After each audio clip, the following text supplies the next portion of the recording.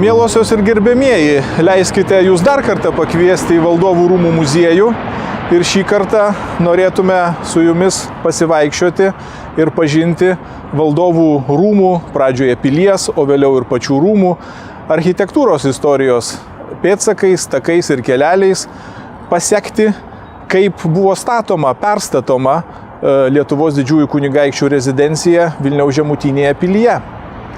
Prieš 30 metų, kada mūsų archeologai ir kiti tyrinėtojai atėjo į šią vietą ir pradėjo Valdovų rūmų teritorijos tyrimus, manė, jog surase ir ieškojo renesansinių rūmų liekanų.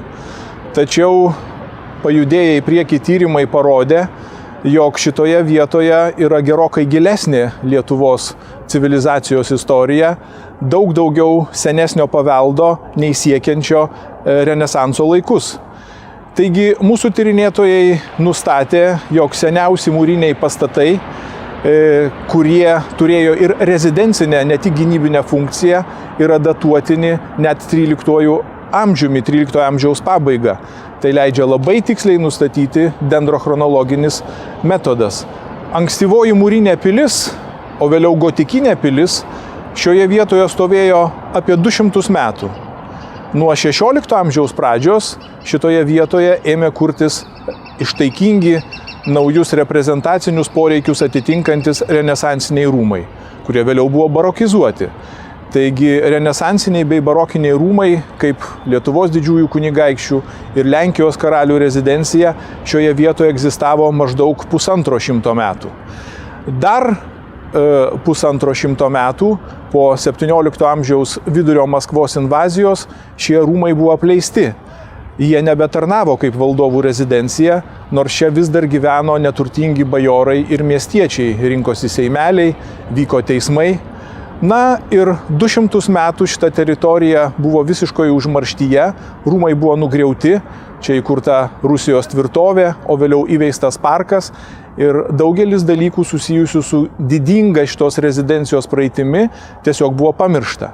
Taigi apie 200 metų tai buvo užmaršties ir rūmų nebeegzistavimo laikotarpis.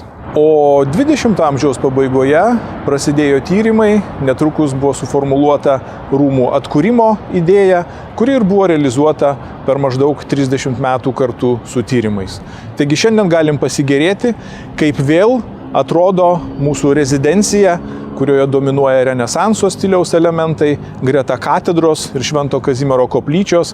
Šie du objektai visada buvo Žemutinės pilies svarbiausi akcentai, tai yra katedra ir valdovų rezidencija. Jie kartu buvo statomi, kartu perstatomi ir šiandien vėl sudaro vieningą, darnų, puošnų ansamblį, kuris yra vienas svarbiausių Vilniaus kaip sostinės akcentų. O dabar galim prieiti arčiau ir įdėmiau pasižiūrėti į pietinį reprezentacinį fasadą, atsuktą į Vilniaus miestą. Taigi esame prie Lietuvos didžiųjų kunigaikščių rūmų pietinio pagrindinio fasado, atgręžto į Vilniaus miesto pusę. Atvykėlis iš miesto turėjo matyti šitos rezidencijos ir kartu jos šeimininkų didybę, šitos rezidencijos prabangą, pačios valstybės didybę. Taigi ir atkurtuose rūmuose, taip kaip ir autentiškuose renesansiniuose ar barokiniuose rūmuose, yra keletas labai įdomių, grakščių, architektūriškai vertingų detalių, darančių šitų rūmų architektūrą taure.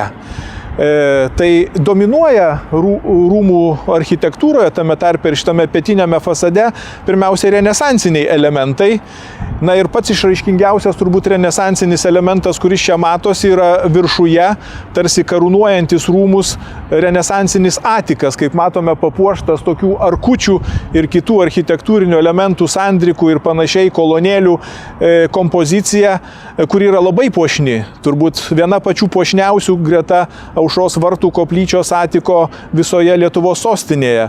Tai vadinamasis Serlianos motyvas, tai yra architekto Serlijaus arba Paladijaus vardu pavadintas architektūrinis elementas.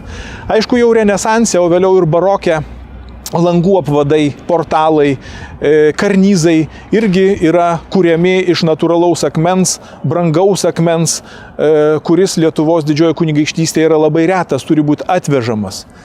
Kaip matome iš langų ritmo, langų dydžio pietiniame fasade, akivaizdu, kad rūmai buvo statomi keliais etapais. Apatiniai du aukštai yra žemesni, turi mažesnius langus, na, o viršuje, kaip matome, yra įspūdingas, aukštas, didžiulis, vadinamasis piano nobile arba gražusis aukštas. Tai yra pats reprezentatiškiausias, pats iškilmingiausias aukštas visoje rezidencijoje. Taigi rūmai yra tipiškas itališkasis palaco, tik su viena kita vietiniai tradicijai, vietiniams poreikiams pritaikyta aplinkybė. Kaip ir Krokuvos Vavelyje, tas gražusis aukštas, skirtingai nei Italijoje, nukeltas iš 2 į 3. Gal dėl to, kad šitoje vietoje buvo pakankamai drėgna. Na, o rūmus perstatant baroko stiliumi, jau 17 amžiaus pradžioje, po gaisrų ir kitų nelaimių, kaip matome, atsirado ir vienas kitas barokinis elementas, nors iš esmės išliko dominuojanti renesansinė architektūra. Na ir pats turbūt išraiškingiausias, pats puošniausias pietinio fasado elementas yra štai portalas, šiandien papuoštas, kaip matome, vyčio paauksuotų herbu. Šis portalas, pietinio fasado portalas, yra tarsi triumfo arka, užbaigianti valdovų kelią per visą Lietuvos sostinę. Ir iš tikrųjų nuo Švento Stepono bažnyčios per Rūdininkų arba Aušros vartus valdovai į Lietuvos sostinę po pergalės ar po ilgesnės pertraukos, kadangi jie buvo ir Lenkijos karaliai, atvykdami į Lietuvą ir jos sostinę, praeidavo kaip senovės Romos karžygiai, mūšių laimėtojai per visą miestą iki pat rezidencijos ir per tą paskutinę triumfo arką patekdavo pas save į namus.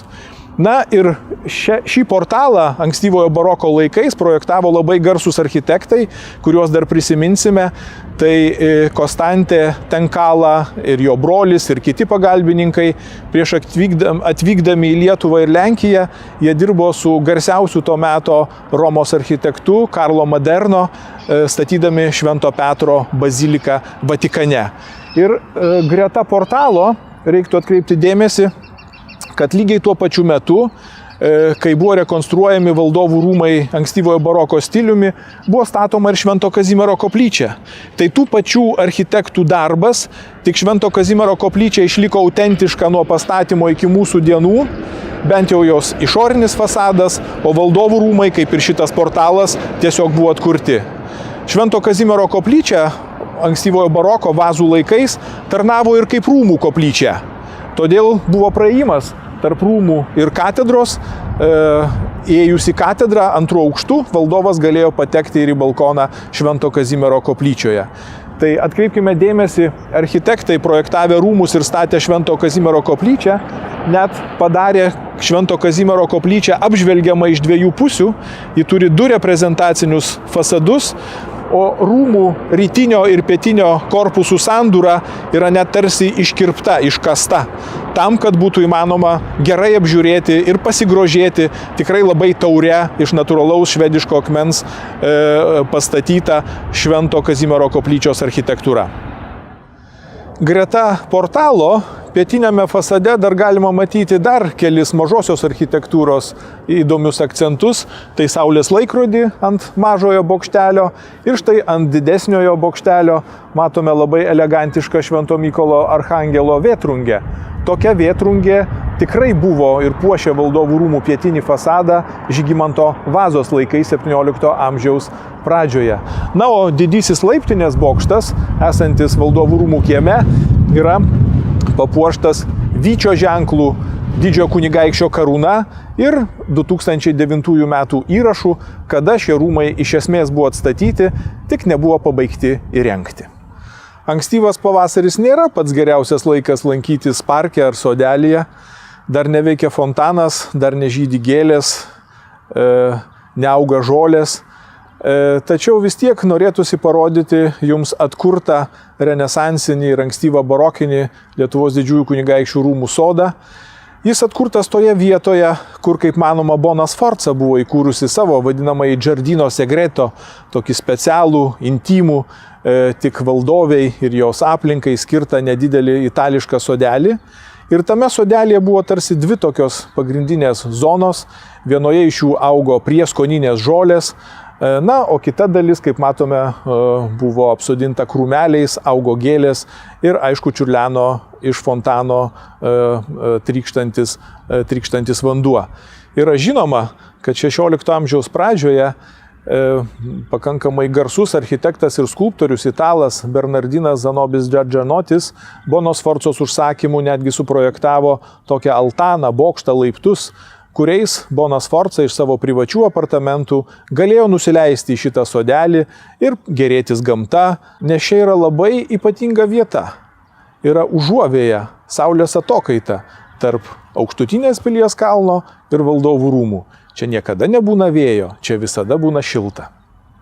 O dabar atėjome į atkurtų Lietuvos didžiųjų kunigaikščių rūmų didįjį kiemą, kuris, kaip matome, tarsi Viduržemio jūros regiono tradicijos dvelksmas. Turi atviras arkadas, galerijas, būdingas Italijos tokiems rezidenciniams rūmams. Ir iš tikro galime atkreipti dėmesį, kad tos atviros galerijos, renesansinės galerijos irgi yra tarsi dviejų etapų. Štai prie rytinio korpuso yra ant stulpų paremtos medinės galerijos, tai yra senesnių rūmų, Žygimanto Senojo statytų rūmų galerijos. Na, o štai čia prie pietinio pagrindinio korpuso jau šiek tiek vėlesnės, matyt, Žygimanto Augusto laikais pastatytos galerijos. Na ir Žygimantas Augustas praktiškai užbaigė šitų rūmų statybą, uždaro vidinį kiemelį, paverčia šitos rūmus tikrai tikruoju itališkojų palaco. Na, o iš pilies į rūmus šią rezidenciją pradeda rekonstruoti galbūt jau Lietuvos didysis kunigaikštis Aleksandras, bet greičiausiai Žygimantas Senasis 16 amžiaus pradžioje. Ir pirmiausiai jis pastato pietinį ir dalį rytinio korpuso, L raidės formos pastatų kompleksą, kuris buvo 2-3 aukštų pastatas. Vėliau Bonas Sforca išsiplečia savo privačius apartamentus, pastatydama štai tokį tipišką priestatą, vadinamąjį bokštą, kuris kartais buvo vadinamas tiesiog Bonos Sforcos bokštų. Na ir ant štai šitos rytinio korpuso sienos galime nesunkiai matyti išlikusio rytinio korpuso keletą autentiškų mūrų fragmentų, atodangų arba zondų. Štai po arką matome dar gotikinio mūro, Žygimanto Senojo laikų gotikinio mūro, bet jau renesanso elementų įgaunančių rūmų mūro fragmentą. Na, o štai kita raudonų plytų atodanga jau mums primena Bonos Sforcos renesanso laikotarpio rūmų architektūrą, tai yra 16 amžiaus vidurio laikotarpį. Na ir tarp šitų dviejų raudonų plytų atodangų dar galime matyti jau 20 amžiaus pradžioje perstatyto valdovų rūmų rytinio korpuso į tokį nedidelį namelį, kuriame ilgesnį laiką buvo įsikūrusi kariuomenė, likučius. Tai yra istorizmo, eklektikos stiliaus elementus.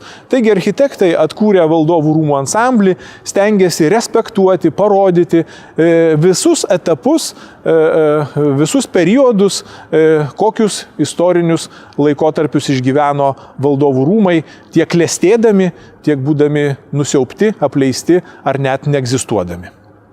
Valdovų rūmų kieme turime irgi nedidelę ekspoziciją, kur galime štai pavyzdžiui tokiose schemutėse matyti šitos teritorijos raidą, atskirus įspūdingus elementus. Mes dabar esame štai maždaug čia, prie štai šito bokšto, vadinamojo tikrojo Gedimino bokšto, pastatyto 14 amžiaus pradžioje prie šiaurinės pilies sienos. Ir čia galime matyti, kaip atrodė ta ankstyvojo mūro, o iš dalies ir gotikinė pilis, kuri buvo kelis kartus modernizuota, rekonstruota ir išplėtota.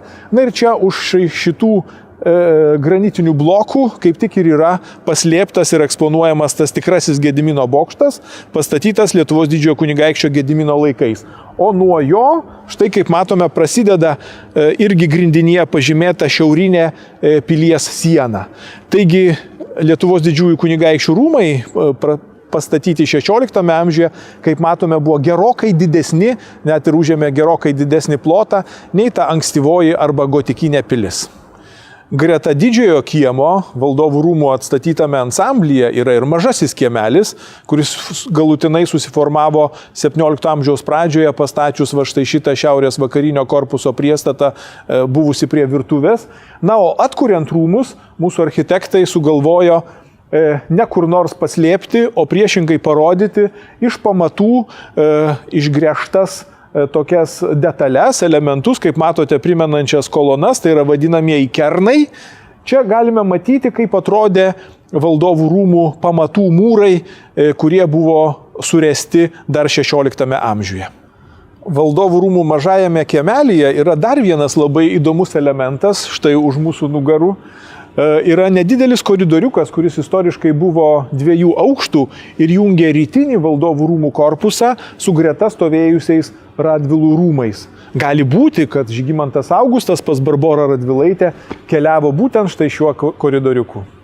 Truputį pasižvalgę po valdovų rūmų kiemus, aplinką, pamatę išorinę architektūrą arba eksterjerus, dabar nusileidome į valdovų rūmų vestibiulį, lankytojų priėmimo vestibiulį, kuriame galime matyti senosios pilies mūrų liekanas. Šis vestibiulis sukurtas ne tik tam, kad valdovų rūmų muziejaus lankytojai turėtų patogią infrastruktūrą, bet dar ir tam, kad galėtumėm parodyti tos senosios pilies, kurios kontūrai nesutapo su vėlesniais rūmais, labai svarbius ir įdomius reliktus. Vienas iš tokių įdomių reliktų yra kaip tik pačiame kiemo centre. Šis vestibiulis ir yra po pilies ir rūmų vidinių tuo didžiuoju kiemu. Na ir dabar esame pastatėlėje, kuris savo ruožtų stovi pačiame kiemo viduryje. Tai yra pastatas, kuris irgi datuojamas kaip ir kiti mūrai, sienos, bokštai, dar 13 amžiaus pabaiga, 14 amžiaus pradžia. Ir tai yra Lietuvos europinės lotyniškosios civilizacijos pradžia. Galima sakyti, jog tai yra romanikos laikotarpio mūrai, vėliau prieisime prie sienos, galėsime žvilgtelti, kaip jie yra mūryti. Na ir tai yra pirmoji, seniausioji ir vienintelė to meto Lietuvoje pilis. Jis statyta dar iki Gediminaičių dinastijos valdymo pradžios, bet jau po karaliaus Mindaugo mirties.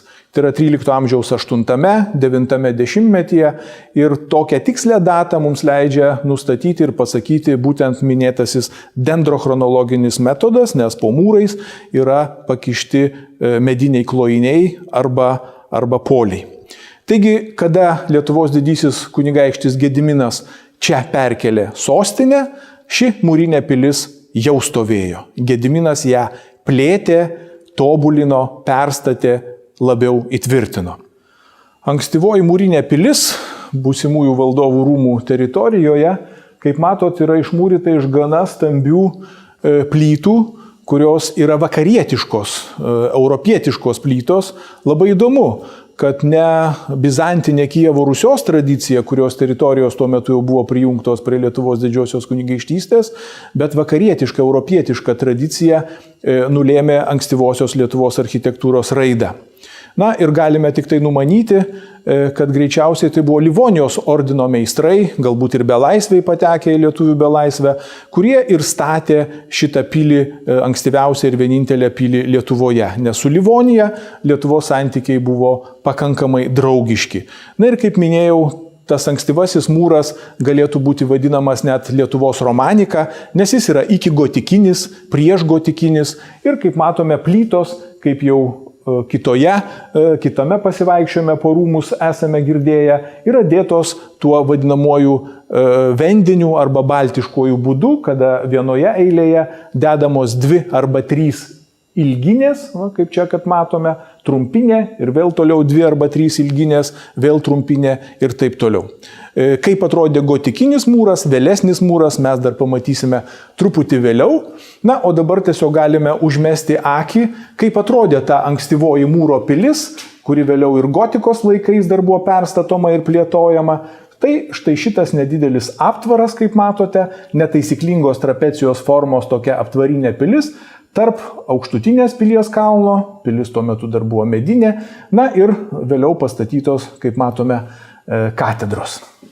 Na, O nepaisant to, kad jau čia esate buvę kitos virtualios ekskursijos metu, vis tik tai siūlau dar kartą užeiti į tą vadinamąjį tikrąjį Gedimino bokštą, kuris buvo pastatytas jau 14 amžiaus pradžioje Lietuvos didžiajam kunigaikščiui Gediminui įsikūrus čia Vilniuje, paskelbus, jog čia perkeliama Lietuvos didžiosios kunigaikštystės tuo metu besiplečiančios valstybės į pietus ir į rytus sostinė. Na ir šitas nedidelis toj vietoj stovėjęs apvalus bokštas perstatytas, kaip matome, į pakankamai galingą aštuoniakampį bokštą, kuris galėjo siekti net 25 ar 8 metrus aukščio ir kiekviename aukšte turėjo 70-75 kvadratinius metrus ploto patalpų. Taigi vien šitame bokšte galėjo būti 300 ar 400 kvadratinių metrų ploto. Bokštas buvo ne tik gynybinis, bet, kaip minėjau, vadinamas donžonu, jame buvo ir gyvenama, reziduojama. Taigi galima numanyti, jog tai yra viena iš tų vietų, kur rezidavo, kur savo sosto salę ir privačius apartamentus galėjo turėti ir Lietuvos didysis kunigaikštis Gediminas, bei vėlesnieji valdovai. Pavyzdžiui, iš Kazimiero Jogailaičio laikų yra rasta nemažai glazūruotų koklių įspūdingų, yra rasta glazūruotų plytelių ir taip toliau. Taigi šitas pastatas tikrai turėjo ne tik gynybinę, bet ir reprezentacinę funkciją. Šitas bokštas beje buvo nugriautas kaip paskutinis ankstyvosios mūrinės ir vėliau gotikinės pilies reliktas, perstatant Lietuvos didžiųjų kunigaikščių rezidenciją į renesansinius rūmus. Tai yra 16 amžiaus viduryje. Greta vadinamojo tikrojo Gedimino bokšto, kuris tarnavo kaip rezidencija ankstyvosios mūrinės pilies, o vėliau ir gotikinės pilies kontūre, buvo dar 2 pastatai, kurie galėjo tarnauti kaip valdovo rezidencija arba atlikti kažkurias kitas panašias oficialias funkcijas. Tai tas pastatėlis, kuriame mes su jumis buvome kiemo centre, ir štai prie pietinės sienos dar buvo dar didesnis kvadratinio maždaug plano pastatas, kurio mūrai štai šitoje atodangoje yra toliausiai nuo mūsų. Kaip matome, jie sudaro tarsi tokį kvadratą, kuriame galėjo būti maždaug 100 kvadratinių metrų ploto viename aukšte patalpa ar patalpos. Taigi per 2 aukštus vėlgi susidaro apie 200 kvadratinių metrų. Na ir šitoje vietoje, šitame pastate, kasinėjant, archeologai vėlgi rado pakankamai nemažai į prabangos reliktų, prabangos radinių, pavyzdžiui, akvamanilės liekanas ir taip toliau, kas leidžia irgi sakyti, kad tai nebuvo eilinis sandėliavimo tipo pastatas ar panašiai, ar amunicijos saugojimo pastatas karinės, bet tai buvo greičiausiai irgi rezidencinės paskirties pastatas ir tokie atskirai autonomiškai stovintis pastatai ar greta sienos priglausti pastatai gynybinėje pilyje iš tikrųjų labai dažnai romanikos laikais ir ankstyvosios gotikos laikais buvo vadinami palacium visoje Europoje ir tai buvo valdovų rezidencijos. Taigi gali būti, kad turime net porą tokių palacium tipo pastatų ankstyvojoje mūrinėje pilyje čia Vilniuje. Kaip atrodė ta ankstyvoji mūro pilis, seniausia ir vienintelė tuo metu Lietuvoje, galime matyti ir štai šitame makete. Jau su jumis buvome tame kiemo centre, stovėjusiame namelėje, kuris galbūt, kaip minėjau, irgi buvo rezidencija. Buvome užėję į šitą donžoną, didžiulį bokštą, kuris irgi galėjo tarnauti didžiajam kunigaikščiui kaip rezidencija ar privatus apartamentai. Na ir štai kvadratinis pastatas palei pietinę sieną, kuris yra pats didžiausias savo kvadratūrą, kuris irgi galėjo tarnauti kaip rezidencija. Na, o ankstyvoji mūrinė pilis, čia makete akivaizdžiai tai matosi, yra netaisyklingos trapecijos formos statinys, aplinkiniai pastatai, tiek aukštutinė pilis, tiek štai čia aplink katedrą ar kokia tai katalikų bažnyčia stovintis pastatai, dar dauguma yra tiesiog mediniai. Lietuvos didysis kunigaikštis Gediminas toliau tvirtino, plėtė šitą pilį, pavyzdžiui, pastatydama štai čia tarsi tokią, kaip matome, papildomą atraminę senelę šalia šito rezidencinės paskirties pastato. Maždaug nuo 14 amžiaus vidurio ar antros pusės pradžios į Lietuvą ateina gotikos architektūros įtaka. Na ir šita ankstyvoji mūrinė pilis ir kiti pastatai Vilniaus pilyse imami perstatyti gotikos stiliumi. Kaip tai atrodė, galime matyti štai šitoje vitrinoje. Kadangi Lietuvoje nebuvo tinkamo apdirbti akmens, tai įvairios ornamentinės detalės, figūrinės detalės, reljefai ar panašiai, Lietuvoje buvo gaminami iš molio, degami ir tai buvo keramikinė gotikinė architektūra, plytinės gotikos architektūra. Na ir čia galite matyti labai elegantišką štai masverko detalę iš gotikos epochos. Kaip matome, buvo ir įvairios figūrinės, puošybinės, dekoratyvinės plytos, iš kurių galbūt buvo dėliojami fryzai. Tokie aklini masverkai, matomi ir daugelį kitų detalių architektūrinių čia eksponuojamų. Na ir dar vienas įdomus bruožas, apibūdinantis Lietuvos gotikinę architektūrą, tame tarpe ir šitos rezidencijos architektūrą 14 amžiaus pabaigoje, 15 amžiuje, tai freskinė tapyba. Čia, kaip matome, yra vienas iš pačių didžiausių rastų freskos gabalėlių, fragmentų eksponuojama šitoje vitrinoje. Ir šitas gabalėlis rodo, kad tai nebuvo tiesiog ornamentinė, kažkokia spalvinė tiesiog dekoracija, bet tai buvo figūrinė tapyba, taip kaip buvo Trakuose, kaip buvo Vilniaus katedroje, taip ir čia Vilniaus rūmuose. Tokios freskos pavyzdžių randame daugiau. Tokią freską, kuri buvo bizantinio stiliaus, bet jau integruojama į gotikinius pastatus, ypatingai mėgo Lietuvos didysis kunigaikštis Jogaila, galbūt Vytautas, todėl būtent jų laikotarpio, jų statytose pastatuose, ne tik beje Lietuvoje, bet ir Lenkijoje, tokios tapybos randame.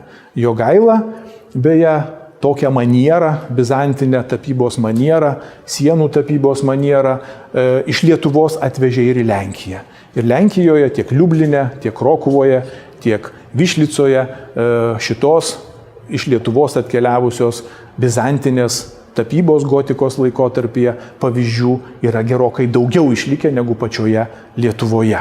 Vieną tokį pavyzdį, tiesa, nuotraukoje galime pamatyti štai čia, iš Liublino pilies koplyčios.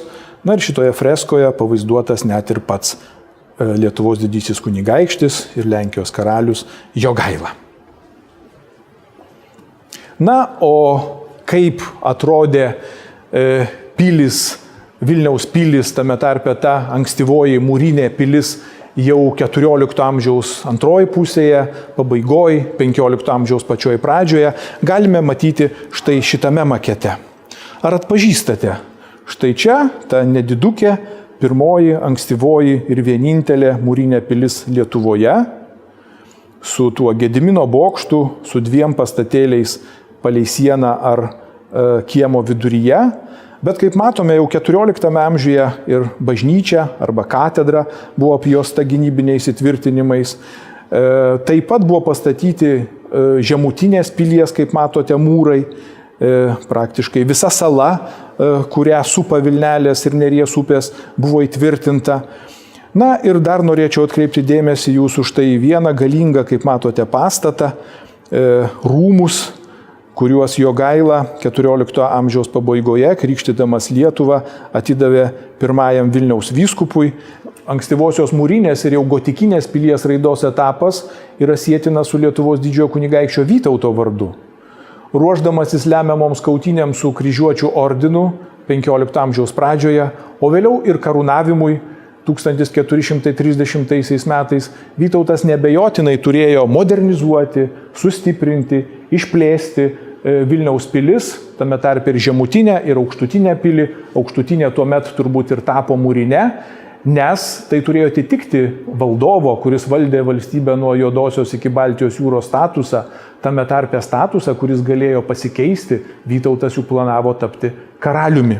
Taigi ir šita žemutinė pilis patyrė tam tikras transformacijas. Na ir kaip minėjau, aukštutinė pilis greičiausiai tuo metu tapo mūrine, tame tarpe, kaip matote, atsirado aukštutiniai pily irgi įspūdingi gotikiniai reprezentaciniai rezidenciniai rūmai. Jau su jumis matėme, kaip atrodo iki gotikinis, vendinis arba baltiškasis mūras arba plytų rišimo būdas, o dabar eikim pasižiūrėti, kaip atrodo gotikinis plytų rišimo būdas. Na, atkreipkime dėmesį iš tai šitą puikiai išlikusią jau 16 amžiaus pradžios mūro sieną, bet mums šiuo atveju jis svarbi atkreipti dėmesį, kuogi skiriasi tas ankstyvasis mūras nuo gotikinio. Jis mums padeda datuoti kartais pastatus. Tai jeigu tas ankstyvasis vendinis ar baltiškasis iki gotikinis mūras, jo charakteristika buvo tokia, kad dedamos plytos 2-3 ilginės, viena trumpinė vienoje eilėje ir taip toliau, tai atkreipkite dėmesį, kad gotikoje yra tvarkingesnis, tarsi toksai griežtesnis mūras. Dedama viena ilginė, viena trumpinė, vėl ilginė, vėl trumpinė plyta, o kitose plytų eilėse, juostose, kaip matote, virš ilginės dedama trumpinė ir taip toliau. Taip plytos geriau surišamos, gotikinis mūras yra tvirtesnis, elegantiškesnis. Paskutinis gotikinės pilies, turėjusios rezidencinę funkciją, rekonstrukcijos etapas yra siejamas su 15 amžiaus viduriu, kada Lietuvą ir Lenkiją valdė Jogailos sūnus Kazimieras Jogailaitis. Ir štai iki valdovų rūmų tyrinėjimo mes praktiškai beveik nieko nežinojome apie šito laikotarpio gotikinių interjerų dekorą, o štai čia, šitoje vitrinoje dabar po valdovų rūmų tyrimų pabaigos galime pasakyti, kaip toks interjeras atrodė. Kaip matote, grindys buvo išdėtos iš spalvingų, glazūruotų, puošnių grindų plytelių. Kai kurios grindų plytelės yra beveik naujos, kaip matote, jos ir reljefinės, ornamentuotos su įvairiomis ir heraldinėmis, ir mitologinėmis, ir biblinėmis figūromis ir siužetais. Matyt, gulėjo kažkur sienos pakraštyje, kur jokia koja šitų grindų plytelių nelietė. Taip pat yra labai daug gotikinių koklių. Iš jų aiškiai buvo pastatytos puošnios gotikinės krosnys. Tiek heraldinės krosnys, tiek dekoratyvios krosnys. Va štai atkreipkime dėmesį, vienas iš koklių yra ažūriškas. Tiesa, pats masverkas ažūras yra ištrupėjęs, yra pačioje herbas, tai yra iš tikrųjų labai puošnūs loviniai kokliai. Na ir greta grindų plytelių, krosnių koklių yra vat štai rastos ir kelios ir beveik sveikos ir fragmentiškai išlikusios plytelės, kuriomis galbūt buvo puošiamos sienos, sienų fryzai ir panašiai, irgi glazūruotos labai įspūdingomis scenomis papuoštos plytos. Po 15 amžiaus vidurio paskutinės gotikinės rekonstrukcijos jau arba 15 amžiaus pačioje pabaigoje, arba 16 amžiaus pradžioje prasideda pilies virtimas rūmais. Šiandien dar sunku pasakyti, ar Lietuvos didysis kunigaikštis Aleksandras, ar jo brolis Žygimantas Senasis, gal labiau tikėtina, kad Žygimantas Senasis gotikinę pilį pradeda perstatyti į tokius vėlyvą gotikinius rūmus, kuriuose jau atsiranda ir renesanso detalių. Čia atvyksta ir dirba italų renesanso meistrai. Kaip atrodė tie, greičiausiai Žygimanto Senojo laikais pradėti perstatinėti rūmai, štai galime matyti šitame makete. Štai šita L raidės formos pastatų konfigūracija įrodo tuos vadinamosius senuosius rūmus, senuosius valdovo rūmus, tai yra pastatytus Žygimanto Senojo laikais. Atkreipkime dėmesį, greta tų Žygimanto Senojo pradėtų rekonstruoti rūmų stovi ir didžiulė bažnyčia. Manoma, jog maždaug taip turėjo atrodyti Vytauto laikais statytoji katedra, kurioje jis planavo savo karūnaciją Lietuvos karaliumi. Na, o dabar dar žvilgtelkime, kaip Žygimanto Senojo laikais derėjo gotikos ir renesanso elementai tuose pačiuose rūmuose. Kaip galėjo atrodyti gotikinės pilies ar vėlyvosios gotikos rūmų salė, galime matyti štai šitos gotikinės antikameros. Aišku, patys puošniausi architektūriniai elementai gotikoje tai buvo, kaip matote, dekoruotos, spalviškai dekoruotos nerviūros, štai žvaigždinių skliautų, kurių sandūrose, sankirtose yra herbiniai raktiniai akmenys. Na ir aišku, gotikinės krosnys, kurių koklius irgi matėme apačioje. Taigi Žygimanto Senojo laikais tuos vėlyvą gotikinius, ankstyvą renesansinius rūmus greičiausiai mūrijo vietiniai meistrai, kadangi italų menininkų tuo metu tikrai neužteko, jie tik vadovavo statyboms, vadovavo rūmų dekoravimui. Na ir čia galime matyti štai gotikinį mūrą, kur dedamos paeiliui ilginės ir trumpinės plytos. Ir atkreipkime dėmesį, tie Žygimanto Senojo laikais statyti rūmai, jie nebuvo planuoti tinkuoti. Štai yra labai gražiai išlygintos siūlės, skiedinio, jungiančiojo skiedinio siūlės tarp plytų. Taigi rūmų sienos Žygimanto Senojo laikais tų prabangių, renesansinių, su gotikiniais elementais rūmų sienos vis dar buvo gotikinės, na, o dekoracija, kurią atliko iš Italijos pasikviesti meistrai, jau buvo renesansinė. Ir štai čia greta tos gotikinės sienos mes dar turime vieną elementą iš natūralaus akmens išskaptuotą štai palangę, lango aprėminimo detalę, kuri yra išlikusi savo vietoje, taip ir rasta mūsų archeologų, nepajudinta ir rekonstruotas tas langas iš akmens, kaip matote. Tai jau yra ženklas, jog šitie rūmai dekoruojami italų meistrų buvo italų renesanso stiliumi.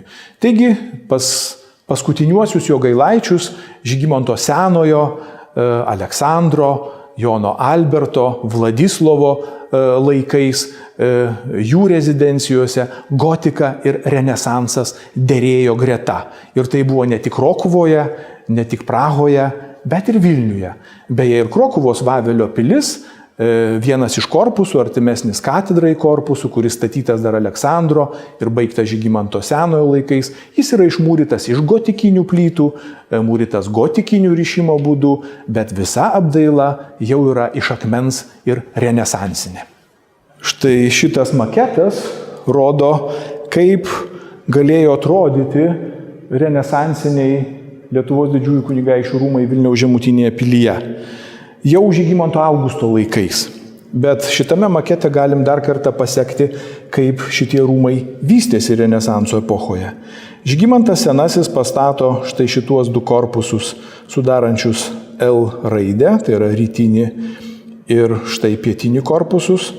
Bonas Sforca pastato štai šitą savo gyvenamąjį bokštą, na, o Žygimantas Augustas matyt pasistato štai šitą šiaurės vakarų korpusą, kaip vadinamosius naujuosius rūmus ir tokiu būdu uždaro visą vidinį kiemą, tai yra paverčia šituos rūmus tikrais renesansiniais itališkaisiais rūmais, likviduodamas paskutiniuosius gynybinės pilies, tos iki gotikinės ir gotikinės pilies elementus. Reikia pabrėžti, kad Žygimanto Senojo statyti rūmai XVI amžiaus pradžioje, greičiausiai maždaug 1520–29 metais buvo labai prabangus. Jie kainavo anot amžininko net 100 000 aukso dukatų. Perskaičiuojant XVIII amžiaus kainomis, tai maždaug 10 metų Lietuvos didžiosios kunigaikštystės valstybinio biudžeto. Rūmus skubėta matyti rekonstruoti renesanso stiliumi, nes 1529 metais įvyko mažamečio Žygimanto Augusto pakelimo Lietuvos didžiuojų kunigaikščių ceremonija šituose rūmuose, taigi rezidencija turėjo būti tam paruošta. Vėliau, kaip minėjau, ir Bonas Sforca, ir Žygimantas Augustas tęsė šitų renesansinių rezidencinių rūmų plėtrą. Na ir galima atkreipti vieną kitą radinį susijusi su architektūrinė šitų rūmų raida. Tai pavyzdžiui, štai grindų plytelės, trapecinės ir kvadratinės, puoštos glazūra. Štai šitokių formų, tik gal truputį mažesnės plytelės irgi labai populiarios Italijoje. Pavyzdžiui, Urbino rūmuose. Taigi, kaip matome, italų meistrai ir Bonas Sforca neabejotinai tiesiog atvežė šitą itališką tradiciją į Lietuvą. Na, jau turbūt Žygimanto Senojo laikais pradėtas naudoti, bet ypatingai intensyviai naudota Žygimanto Augusto laikais vietinis akmuo. Čia galite tokį akmenį matyti, jis naudotas subtilioms architektūrinėms detalėms, langų aprėminimams, portalams, arkoms. Tačiau atkreipkite dėmesį, tas akmuo yra iš tikrųjų labai grubus. Jis rastas ir vežtas, laužtas visiškai netoli Vilniaus, Bystryčioje. Ir kaip beje ir kitur Europoje, toks grubus akmuo yra, kaip matote, glaistytas ir vietomis matosi dar ir patamsėjimai, jis buvo irgi dažomas. Taigi, norint truputį sušvelninti tą grubų įspūdį tokio akmens, tiesiog jis apdailintas, kaip matote, praktiškai tinkuojant ir nudažant. Tokių grubaus akmens detalių, kaip matome, turime daugiau. Štai ir arkos aprėminimo elementas. Na ir labai įdomus dar vienas elementas, tai yra kolonos bazė, kuri mums leidžia netgi pasakyti dėl savo konfigūracijos panaudotų elementų, štai ir tokių išlenkimų, ir įgaubimų, ir vėl išlenkimų, kad pats mažiausiai puošnus, kuris čia galėjo būti panaudotas orderis, tai buvo jonėninis šitų rūmų puošyboje, o gal net ir dar puošnesnis korintinis ar kompozitinis. Taip pat yra labai įdomi išlikusi detalė iš Renesanso epochos, kaip matome, tokia skliauto pėdutė, akmeninė pėdutė, į kurią remdavosi skliauto pabaiga į sieną. Ir atkreipkite dėmesį, koks iš tikrųjų grubus yra šitas akmuo. Tarsi tokia susicementavusios akmenukų detalės, nuolaužos ir panašiai. Na ir pakankamai elegantiškai, kaip matote, iš tokio grubaus akmens netgi augalinė ornamentika, ar štai architektūrinė ornamentika yra išskaptuota. Čia galim prisiminti tuos meistrus, kurie kūrė tiek Žygimantui Senajam, tiek Žygimantui Augustui, tiek Bonai Sfortai šituos rūmus, tai dažniausiai buvo italai. Ir juos galima tik užjausti, kadangi pripratę prie Kararos ir kitų marmuro rūšių, ar kalkakmenio, ar smiltainio, čia turėjo dirbti Lietuvoje štai su tokiu grubiu konglomeratu. Žygimanto Senojo laikais šių rūmų rekonstrukciją Renesanso stiliumi galėjo pradėti jo dvaro architektas Bartolomėjus Berečis, kuris dirbo ir prie Krokuvos Vavelio pilies. Jam galėjo talkinti Benediktas iš Sandomiro, jau minėtasis Bonos Sforcos Altano statytojas, architektas ir skulptorius Bernardinas Zanobis da Džanotis.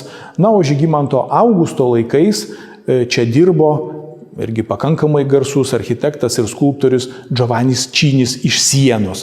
Būtent Giovannis Činis iš Sienos vadovavo ir tų akmens detalių, akmens statybinės medžiagos laužimui netoli Vilniaus Bystryčioje. Greta akmeninių architektūros detalių, kurios buvo ir eksterjeruose, ir interjeruose Renesanse matomos, ir beje Renesanso epochoje pirmą kartą antikinė orderinė architektūros elementų sistema ateina į Lietuvą, nes mes neturėjom antikos paveldo.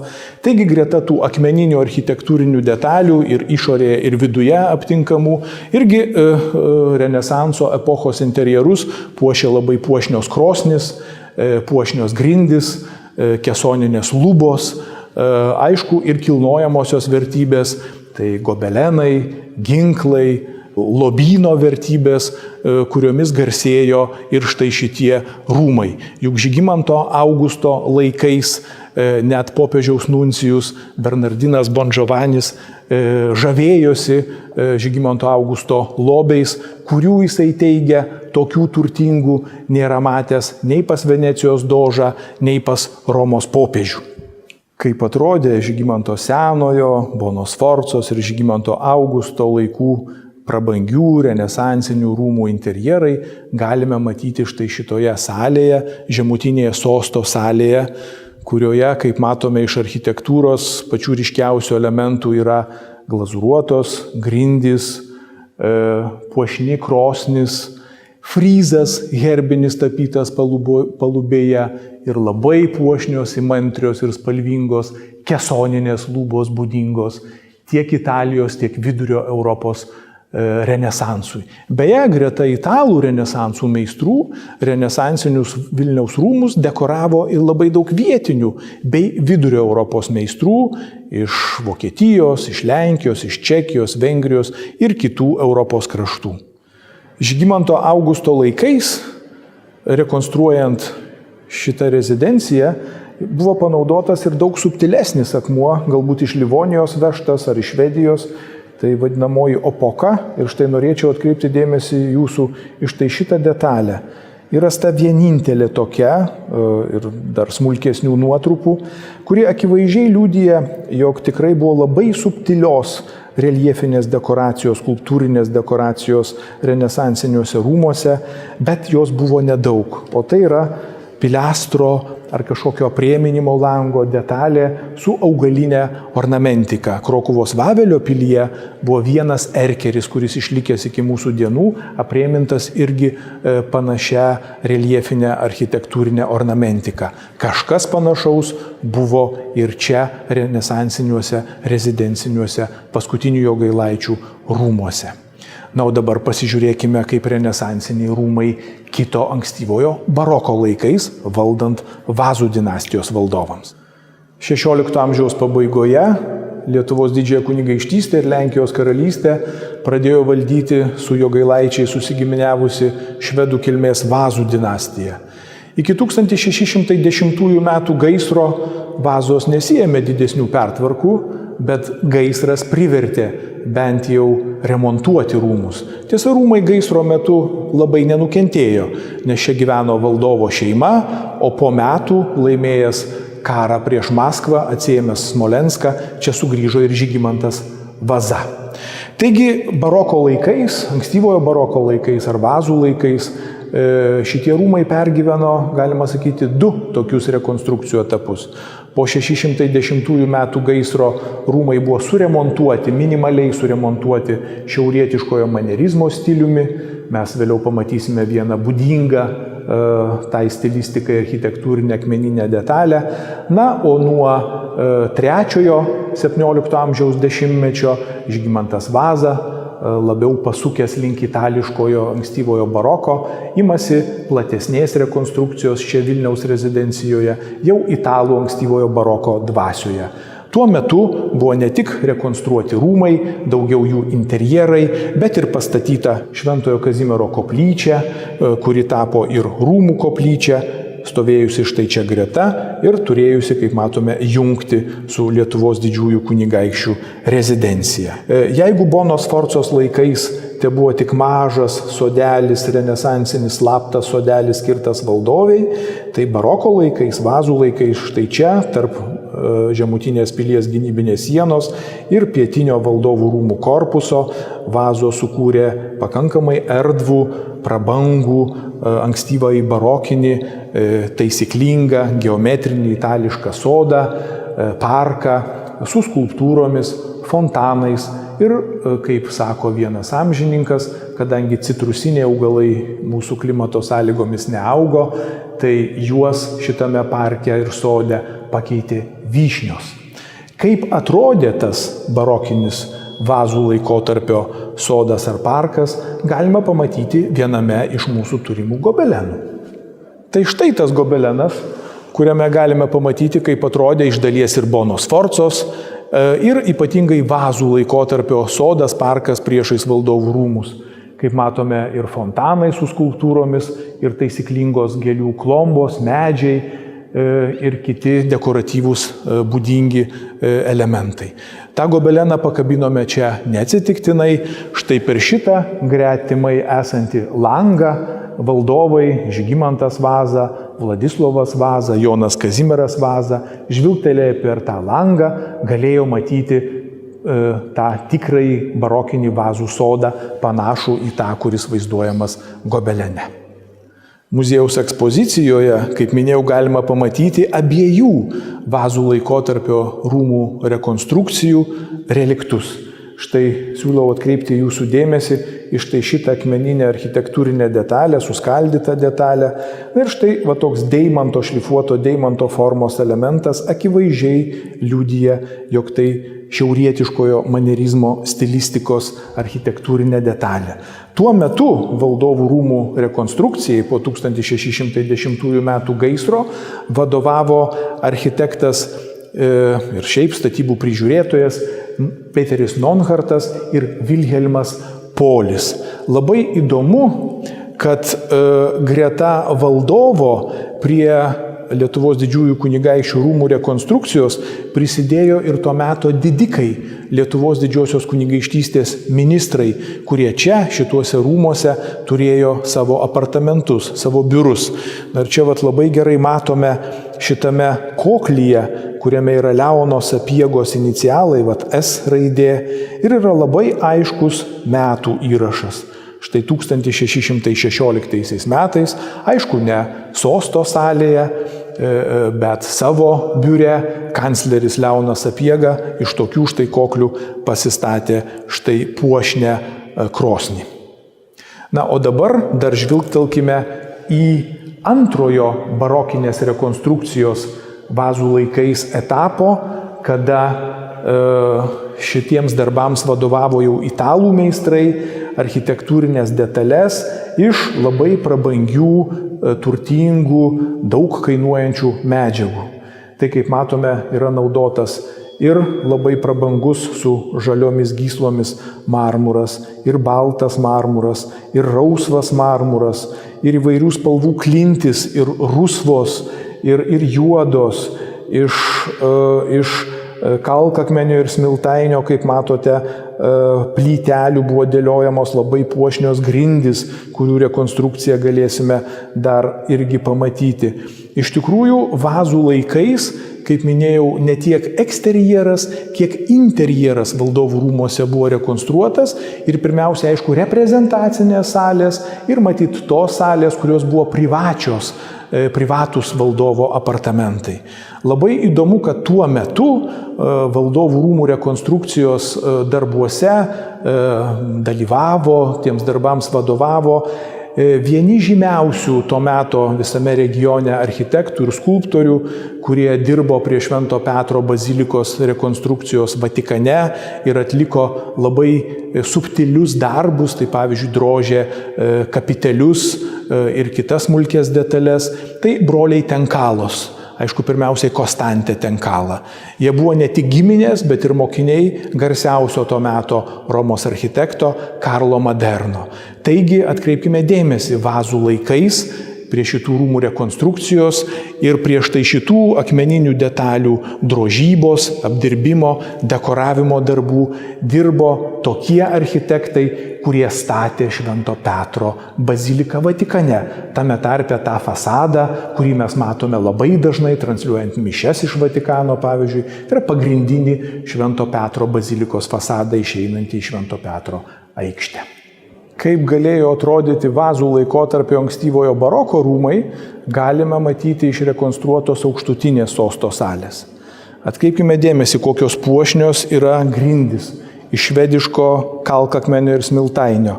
Beje, atvežto iš tų pačių laužyklų, iš kurių buvo šis akmuo vežamas ir 17 amžiaus pradžioje. Yra sukurti puošnus, kaip matote, židiniai, irgi iš kalkakmenio ir marmuro. Tai yra tipiški vazų laikotarpio interjero, ypač puošnus dekoro elementai. Ir aišku, greta židinio, kaip irgi labai puošnus, akį patraukiantis architektūriniai elementai, ankstyvojo baroko salėje yra iš tokio paties akmens sukurti portalai. O lubas, kaip matote, dekoruoja jau kitokio tipo raižiniai. Yra labai platus auksuoti rėmai, tarp jų yra palikti didžiuliai langai tapybos scenomis. Beje, žinome net kas drožė rėmus ir kas tapė paveikslus vazų laikais šituose rūmuose. Tai drožėjas ir auksuotojas Gabrielius Liorensas bei tapytojas Kristianas Melichas. Tačiau jų kūrinių arba visai neišliko, arba išliko vos vienas kitas.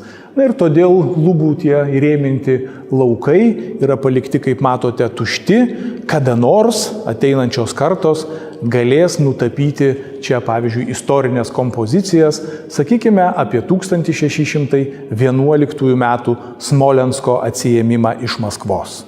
Vazų valdymo laikotarpis, ankstyvasis barokas, buvo paskutinis etapas, kada klestėjo čia Vilniuje Lietuvos didžiųjų kunigaikščių ir Lenkijos karalių rezidencija. 17 amžiaus viduryje Vilnių 6 metams okupavo Maskvos kariuomenė ir jai pasitraukus nusiaubti, apleisti rūmai daugiau niekada nebetarnavo kaip valdovų rezidencija. Kaip jie atrodė 18 amžiaus pabaigoje, galime matyti štai iš Smuglevičiaus akvarelių. Tai iš tikrųjų apgriauti rūmai, bet dar, kaip matot, galingi rūmai stovi. Čia net keli šimtai šeimų, neturtingų bajorų, miestiečių gyveno iki pat 18 amžiaus pabaigos. Na, o padalinus abiejų tautų respubliką paskutinį trečiąjį kartą, ką irgi galime matyti čia ir štai stenduose, 18 amžiaus pabaigoje, per 3 metus šitie rūmai buvo išgriauti. Liko va štai tik tai grindų fragmentai, sienų fragmentai rytinio korpuso, nes rytinio korpuso dalis buvo perstatyta į nedidelį 2 aukštų namelį, o likusioji rūmų dalis buvo išgriauta, plytos parduotos. Rūmus nugriovus pirmaisiais XIX amžiaus metais, netrukus rūmų stovėjimo vietoje, kaip matote, carinė Rusija prakasė gynybinius kanalus, supylė pylimus, suardė netgi buvusių rūmų pamatus. Na ir šitoje vietoje praktiškai Lietuvos didžiųjų kunigaikščių rezidencijos neliko nei pėdsako.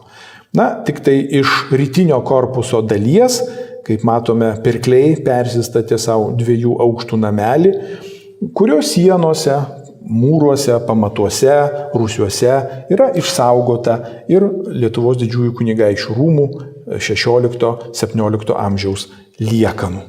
Labai įdomu, kad neatsirado nei vieno Vilniaus miestiečio, kuris norėtų griauti rūmus ir prekiauti rūmų plytomis, nes turbūt suprato šitos vietos, šitos rezidencijos istorinę reikšmę. Todėl atvyko pirklys net iš tolimojo Kremenčiugo, šiandieninėje Ukrainoje, Moišės Luckis, kuris ir organizavo šitų rūmų nugriovimą ir plytų pardavimą. Bet atmintis šitų rūmų per visą XIX ir XX amžių visada buvo gyva. Ir tuoj pamatysime, kaip tai atrodė ir dailininkų, ir rašytojų kūriniuose. Taigi, nuo pirmųjų XIX amžiaus metų rūmų šitoje vietoje nebebuvo.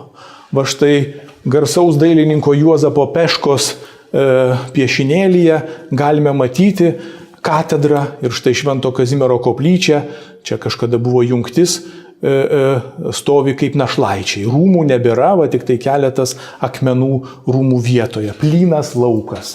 Bet kaip minėjau, kadangi tai yra Lietuvos didžiosios kunigaikštystės, kaip senos, gilias valstybingumo tradicijas turinčios valstybės centras, simbolis, tai patriotai, nepaisant carinės Rusijos priespaudos, romantikai, dailininkai, rašytojai, savo kūrinių atmintyje stengiasi išsaugoti šitų rūmų atminimą. Vadino šituos rūmus Jogailaičių rūmais, Jogailaičių pilimi ir taip toliau. Na ir čia galite matyti daugybę paveikslėlių iš XIX amžiaus pradžios, vidurio, netgi antrosios pusės ir netgi XX amžiaus pradžios, kai va štai Kamarausko, pavyzdžiui, paveikslėlis, kur vaizduojami nebeegzistuojantis rūmai. Jeigu katedra ir šita vieta tarp katedros ir Gedimino pilies arba aukštutinės pilies vaizduojama nuo pilies gatvės pusės, kaip matome, visada pavaizduojami ir neegzistuojantis rūmai. Būtent kaip tos prarastos valstybės, prarasto savarankiškumo, prarastos laisvės simbolis. Na, o pažiūrėkime, kaip į rūmų žvelgta 20 amžiaus pradžioje. Rūmų atkūrimo idėjos kilo ne 20 amžiaus pabaigoje. Tos idėjos niekada nebuvo mirusios. Kaip matėm ir 19 amžiuje buvo svajota apie rūmus, jie piešti net ir neegzistuojantis. Na, o štai 20 amžiaus pradžioje, kada ir Lietuva, ir Lenkija išsivadavo iš Rusijos okupacijos, tiek Vilniaus profesorius, Vilniaus universiteto profesorius Marijanas Moreliovskis, kaip matome, bandė kurti įvairias rūmų atkūrimo vizijas, brėžinius ir piešinius.